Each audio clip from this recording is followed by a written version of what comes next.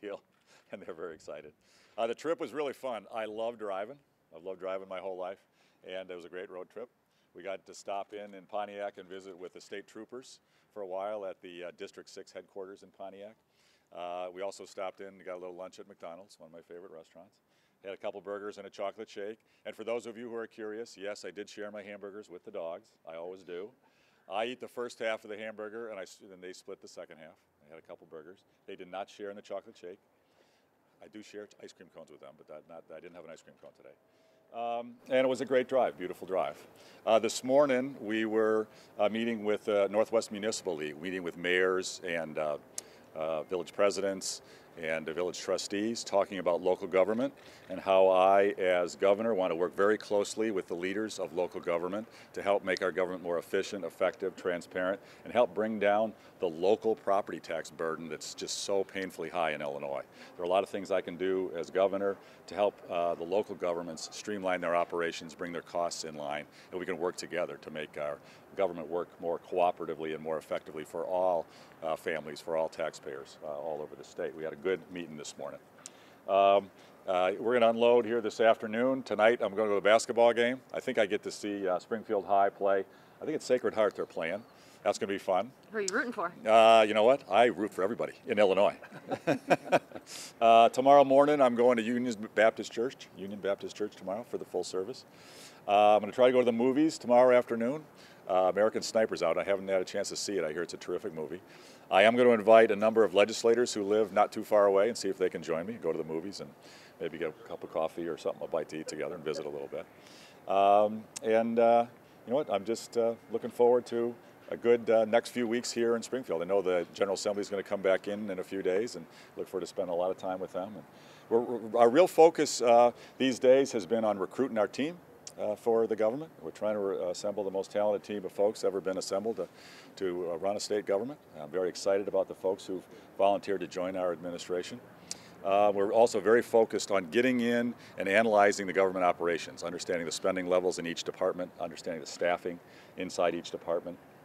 So we're prepared both for our State of the State speech that's coming up February 4th, and so we're ready also for our budget address February 18th. We want to do this on time. I don't want to do what's been done in the past where budget addresses keep getting pushed off and delayed. Let's start talking about it right on a timely basis, have everything run on time, and let's get into the detail because we've got a big turnaround to do together, the General Assembly and myself and Evelyn Sanguinetti. So we're excited to get to work, so it's great to be back. Governor, have you thought about, given your position on spending, how that DuPage College buyout went? You know, they talked about $750,000 or a huge amount for the president, and also the UIC president got like a $100,000 goodbye package too. I was just wondering if that is something that you're concerned about. Does it violate your executive order or anything like that? I don't know enough detail about those particular circumstances you mentioned, so I can't really comment. I will say every place we look, we're finding some, decisions that are costing taxpayers. We're finding spending levels that really aren't justifiable. We're finding a lot of crony kind of relationship deals. I can't comment on that situation, but I can say what we're finding we're very troubled by. We're going to have to make a lot of changes. Governor, you talk about getting into detail. Now that you have most of your team or a lot of your team in place, are we going to hear more detail about the budget ahead of February 4th and the 18th? We haven't heard a lot of specifics yet. Are we going to hear some of those? Well, we're going to have tremendous amount of detail and specifics, both in the State of the State address, specific policy proposals to turn the state around, and very detailed budget and spending analysis for our budget address. You'll get a lot of detail. What we're really focused on right now is trying to communicate to all the people of Illinois what our circumstance is in more detail than they've heard in the past. Where have we been spending, and some of the causes behind the spending levels of where they've been. The conflicts of interest between the politicians and special interest groups, the structure inside the government that's causing spending to be too high, and comparing ourselves and our own performance in the government to some of the other states around us. So everybody's got a benchmark to compare to. So we know where our challenges are and what we've got to choose to do. Our two big priorities, critical priorities, is to make sure we have a booming economy, with great career options for everybody who's working in Illinois, and we have more jobs available than folks who want to work, so we got rising wages and rising real incomes, and to make sure we've got the best schools in America, in every school district, including job training, occupational training, technical training. I want to consider that part of education. That's not separate, that's all part of how we educate our people of Illinois so they can maximize their incomes for their families. That's our priority. The overarching goal at everything that I do will be to accomplish two things: make Illinois the most competitive state in America and the most compassionate state. As I've said many times, I think we can judge ourselves as a state, we can judge ourselves as a society and a community by how well we take care of our most vulnerable citizens, our citizens in need, our people who are struggling and who need our support. We need good support services, healthcare services, support services for our families in need. We need great schools in the classroom. We need wonderful teachers who are well compensated, well trained, and who are highly effective in their jobs. But to do that, we need to be very competitive. And when I say competitive, I mean a booming economy, the strongest. I want to have the strongest economy of any state in the United States. We can do it. We have every reason because we got the hardworking people, we got the best location, and competitive. Very attractive to business, so we have the strongest, most competitive economy, and we have the best schools in America. I'm a competitive guy. I want Illinois to be the best in those critical measures.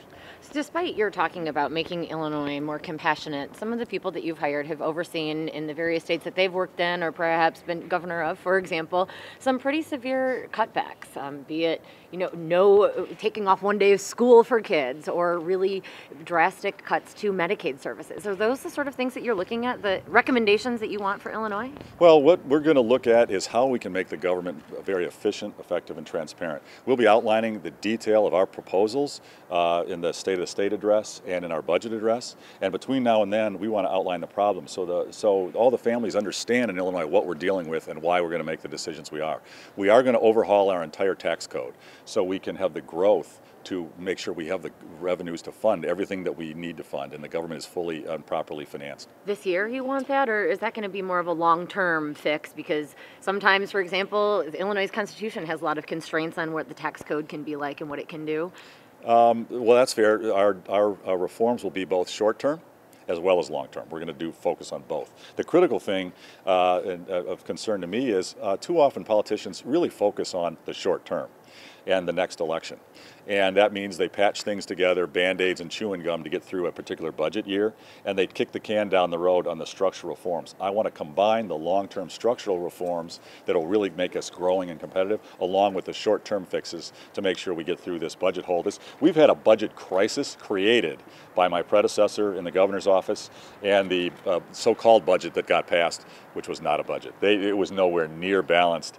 They just assumed that they were going to win and hike taxes after the election, and so they not only didn't appropriate enough money for many of the departments, but then they told some of the people in the departments, go ahead and ignore what we appropriated, spend what you want to spend, because we'll deal with it later. So they have not been honest about it, and that's a problem that I've got to fix, and I will fix it, but it's going to be hard to do. Have you looked at all at the AFSCME contract? There are a lot of union members here actually this weekend that are meeting, and you've talked about bonuses and such in this video that you sent to employees, for example, but that's not something that the current contract allows for. Have you looked at it, read it, and what are you going to give your advisors who will begin those negotiations? Well, our team is studying the contract in detail now. And we look forward to very productive negotiations and discussions with AFSCME, and SEIU, and the various other groups that represent the current employees here in Illinois. And we'll be proposing very innovative ideas so that they can be more effective in their jobs. It can be a wonderful government to work in. When they're highly productive, they can even make more money. I want people well rewarded for effectiveness and productivity when they're working for the taxpayers and for the families. Have you reached out at all to union leaders? Personally? I was just meeting with plumbers union leaders yesterday. How about AFSCME? Haven't met with a leader at AFSCME yet. That will be happening soon. Before I ask you about the dogs, I just wanted to go back on this. That $750,000 for DuPage College, that doesn't concern you? Do you want to look at it? Do you want to examine it? I'm sure we can have somebody on our team look. We have so many massive issues. I mean, crisis issues on the order of magnitude of hundreds of millions and billions. The case you're talking about, unfortunately, I wish I could comment. I don't know enough yet. I'm sure it's important, but when you look at what I'm facing, it's not quite as high on the radar as some of the other crises we have. How do you prioritize that, you and your team? How do you prioritize the hundreds of billions of dollars that's facing this state in problems? Yeah.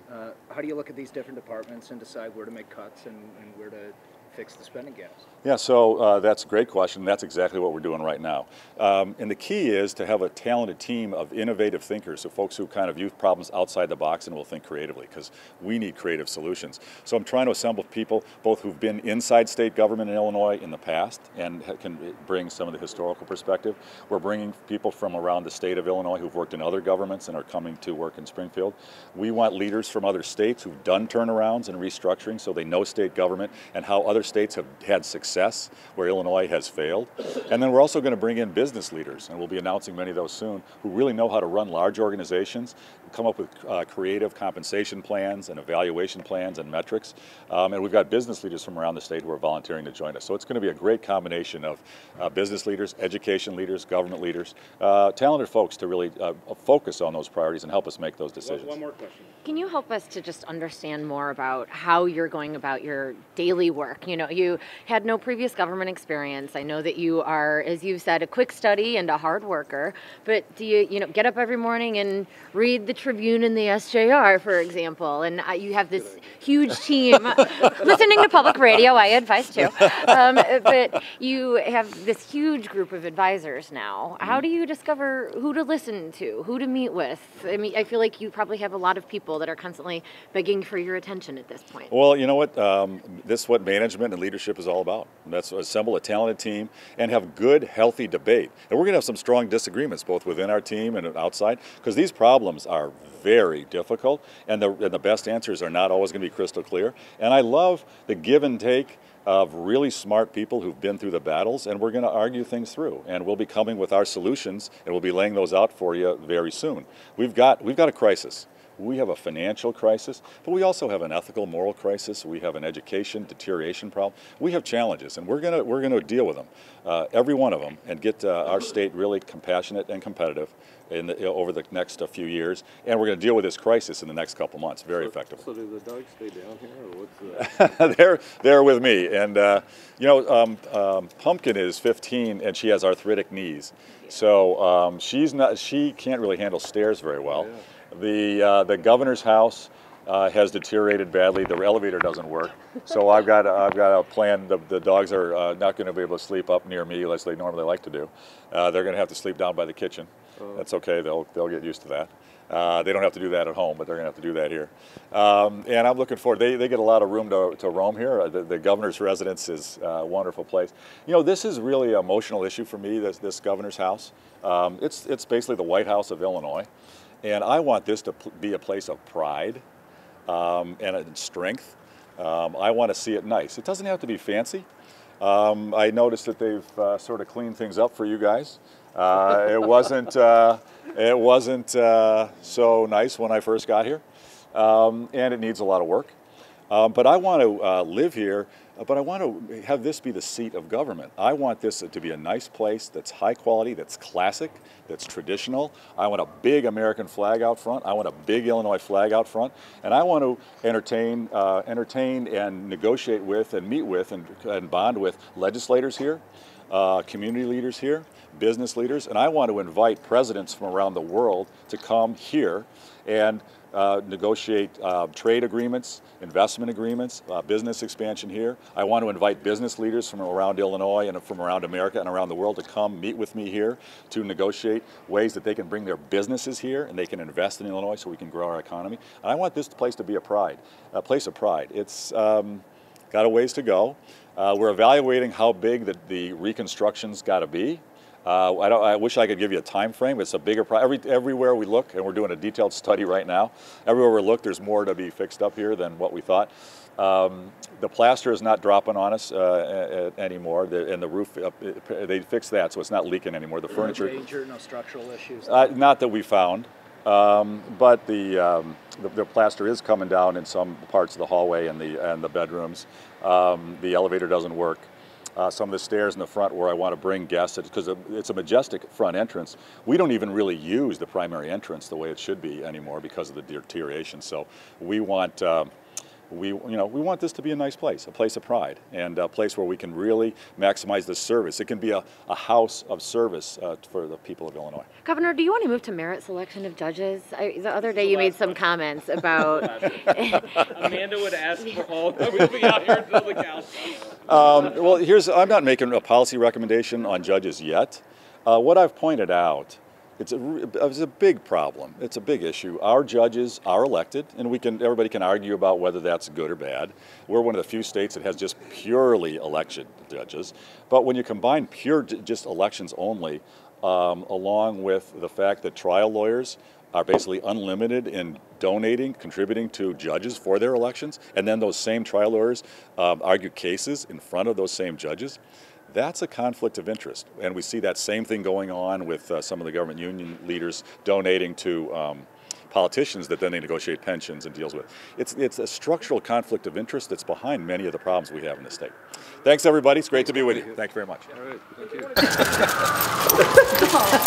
Come on, guys. All right, let's stay calm.